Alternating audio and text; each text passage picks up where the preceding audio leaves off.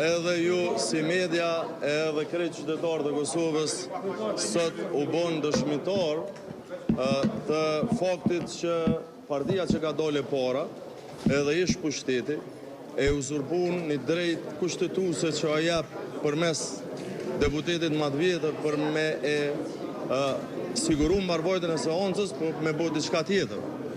Me uzurpu këtë drejt për me pengu rrjedhën e seancës. Unë mund t'ju them që këta sot bie keq mënyrë të organizume kanë ortu me pengu seancën. Ja ku e keni skenarin. Skenari ka qenë i qartë.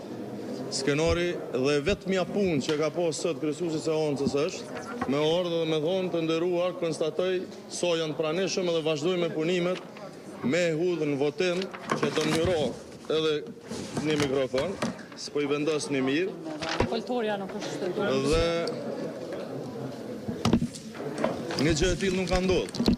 Pra, sot ka posë uzurpim partijak të institucionit përfaqësues qytetarëve të Kosovës.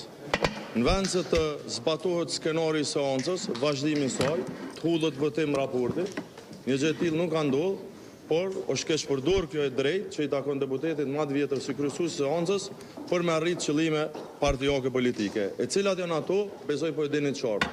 Këta jo që s'kan shumicë, por këta s'janë as afër shumicës. Dhe unë i ftoj që mos ta mbajnë peng konstruimin e Kuvendit Kosovës, mos ta mbajnë peng themelimin e institucioneve të vendit, mos t'i mbajnë peng nga fatet kushtetuese, por le të vinë seancë dhe le të votojnë. Normalisht që nuk kanë drejt me qenë në pozicione ekzekutive dhe legislative në të njëjtën kohë, por nuk munden me usjell me këtë shpërfillje kaq të hapun ndaj vullnetit qytetar, ndaj kushtetutës vendit, ndaj ligjeve të Republikës Kosovës. Është vërtet përkeqardhje, por sot pati një shpërfaqje krejtësisht të qartë të një faktit pamohueshëm. Këta nuk kanë shumicë parlamentare dhe me qenë se nuk kanë, po dëshirojnë me ble ku. Me ble dhe 48 orë kohë për me bo pazaret politike të cilat, unë për ju them, edhe mas 2 ditë do t'i kenë në nivelin e njëjtë, nuk do t'kenë shumicë. A ka pyetje dikush?